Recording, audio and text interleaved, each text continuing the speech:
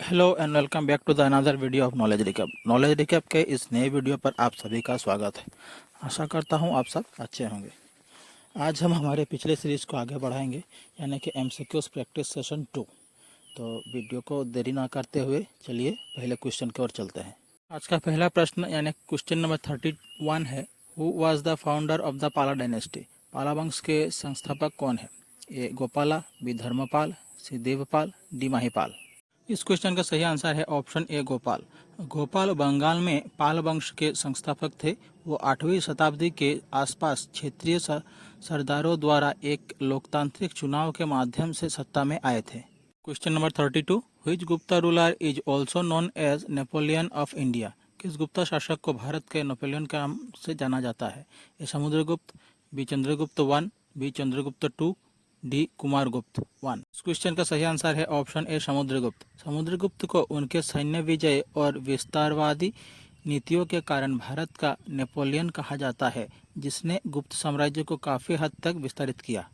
Question number 33, who was the first Indian to be elected to the British Parliament? British संसद के लिए चुने जाने वाले पहले भारतीय कौन थे? ए महात्मा गांधी, बी दादा भाई नौरोजी, सी बाल गंगाधर तिलक, डी बी आर अम्बेडकर। इस क्वेश्चन का सही आंसर है ऑप्शन बी दादा भाई नौरोजी। दादा भाई नौरोजी 1892 में ब्रिटिश संसद के लिए चुने जाने वाले पहले भारतीय थे। वो लिबरल पार्टी के सदस्य थे और फिन्सबरी सेंट्रल क्षेत्र का प्रतिनिधित्व करते थे। Question number 34, the Rowlatt Act passed in which year? A 1917, B 1918, C 1919, D 1920। इस क्वेश्चन का सही आंसर है ऑप्शन सी 1919। रोलेट एक्ट 1919 में इंपीरियल लेजिस्लेटिव काउंसिल द्वारा पारित किया गया था। इसने ब्रिटिश सरकार को बिना किसी मुकदमे के किसी भी व्यक्ति को गिरफ्तार और हिरासत में लेने की अनुमति दी, जिससे देश भर में इसके खिलाफ विरोध हुआ। Question number 35, who was the first Indian women to become the president of the Indian National Congress? भारतीय राष्ट्रीय कांग्रेस के अध्यक्ष बनने वाले पहले भारतीय महिला कौन थी? A Indira Gandhi, B Sarojini Naidu, C Annie Besant, D Aruna Asaf Ali. इस क्वेश्चन का सही आंसर है ऑप्शन बी सरोजिनी नायडू। सरोजिनी नायडू 1925 में भारतीय राष्ट्रीय कांग्रेस के अध्यक्ष बनने वाले पहली भारतीय महिला बनी। वो एक प्रमुख स्वतंत्रता सेनानी के साथ साथ एक कवयित्री भी थी। Question number 36, which of the following languages was added to the 8th schedule of the Indian Constitution by the 21st Amendment? निम्नलिखित में से किस भाषा को भारतीय संविधान की 8वीं अनुसूची में 21वें संशोधन द्वारा जोड़ा गया था? ए सिंधी, बी कोंकणी, सी मणिपुरी, डी नेपाली। इस क्वेश्चन का सही आंसर है ऑप्शन ए सिंधी। सिंधी को 21वें संशोधन अधिनियम 1967 द्वारा भारतीय संविधान की 8वीं अनुसूची में जोड़ा गया था। 8वीं अनुसूची में भारतीय संविधान द्वारा मान्यता प्राप्त आधिकारिक भाषाओं की सूची है। Question number 37, who among the following was the first vice president of India? निम्नलिखित में से कौन भारत के पहले उपराष्ट्रपति थे? A doctor Rajendra Prasad, B doctor S Radhakrishnan, C Zakir Hussain, D V Giri. इस क्वेश्चन का सही आंसर है option B doctor S Radhakrishnan. Doctor S Radhakrishnan Bharat के पहले उपराष्ट्रपति थे, जिन्होंने 1952 से 1962 तक सेवा की। बाद में वे भारत के दूसरे राष्ट्रपति बने। Question number 38, which Indian state was the first to be formed on a linguistic basis? कौन सा भारतीय राज्य सबसे पहले भाषाई आधार पर बनाई गई? ए आंध्र प्रदेश, बी महाराष्ट्र, सी कर्नाटका, डी गुजरात। इस क्वेश्चन का आंसर है ऑप्शन ए आंध्र प्रदेश। आंध्र प्रदेश 1 अक्टूबर 1953 को भाषाई आधार पर बनाया गया भारत का पहला राज्य था। इसे मद्रास राज्य से तेलुगु भाषी क्षेत्रों को अलग करके बनाया गया था। Question number 39, who was the first Indian to win the Nobel prize? Nobel prize पाने वाले भारत के पहले व्यक्ति कौन थे? A C V Raman, B Rabindranath Tagore, C Amartya Sen, D Hargobind Khorana. इस फोटो के माध्यम से आप सबको आंसर का पता चल ही गया होगा।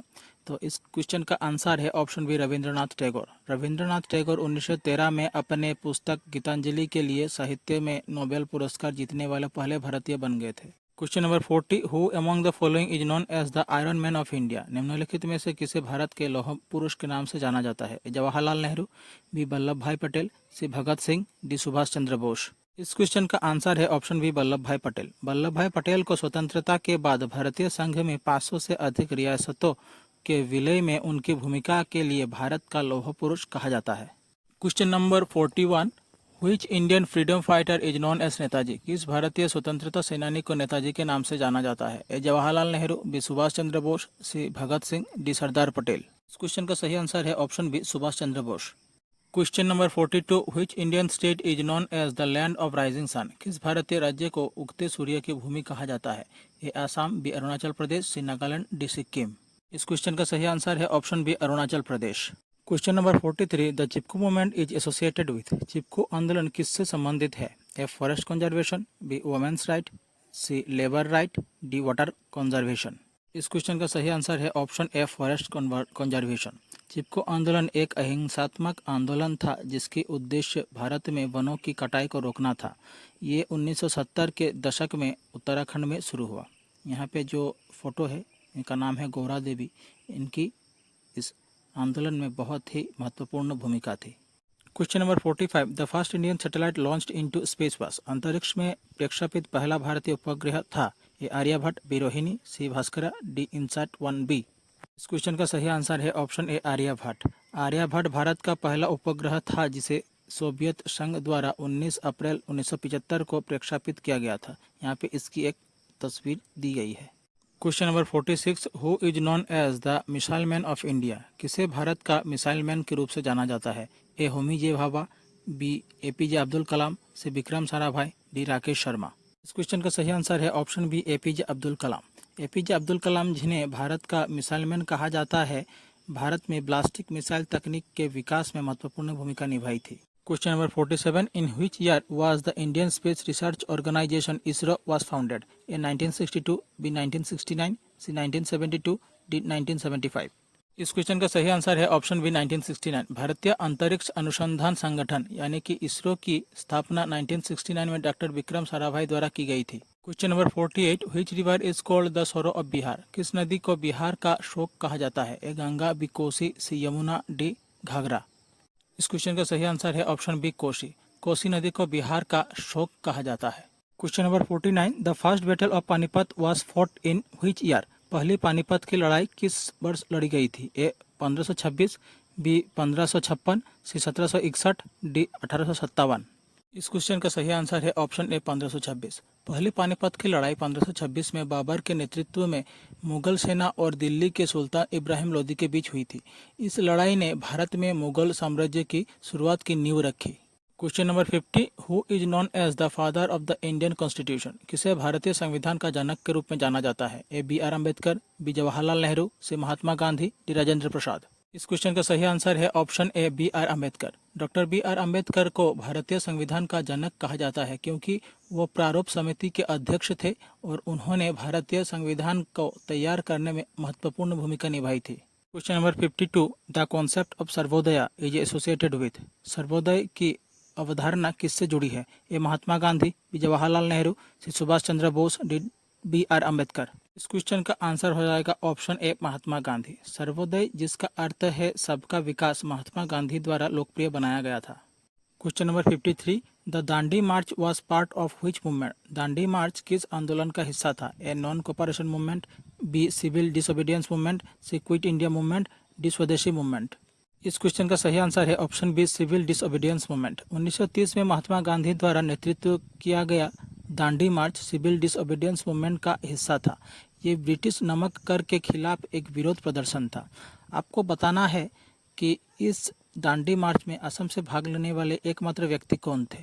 Question number 54, the Khilafat movement was started to protest against the? खिलाफत आंदोलन किसके खिलाफ शुरू किया गया था? A British policies, B abolition of the Ottoman Khilafat, C partition of Bengal, D Jallianwala Bagh massacre. Question का सही आंसर है option B abolition of the Ottoman Khilafat. खिलाफत आंदोलन 1919 में भारतीय मुसलमानों द्वारा प्रथम विश्व युद्ध के बाद ब्रिटिश द्वारा ऑटोमन खिलाफत के उन्मूलन के खिलाफ शुरू किया गया था। Question number 55, who wrote the book Discovery of India? Discovery of India पुस्तक किसने लिखी? A Mahatma Gandhi, B Jawaharlal Nehru, C Subhash Chandra Bose, D Rabindranath Tagore. इस क्वेश्चन का सही आंसर है option B Jawaharlal Nehru. Discovery of India Jawaharlal Nehru द्वारा 1942 से 1946 के बीच कैद के दौरान लिखी गई थी। ये भारतीय इतिहास, संस्कृति और दर्शन का एक व्यापक विवरण है। Question number 56, who was the first Indian to travel to space? अंतरिक्ष की यात्रा करने वाले पहले भारतीय कौन थे?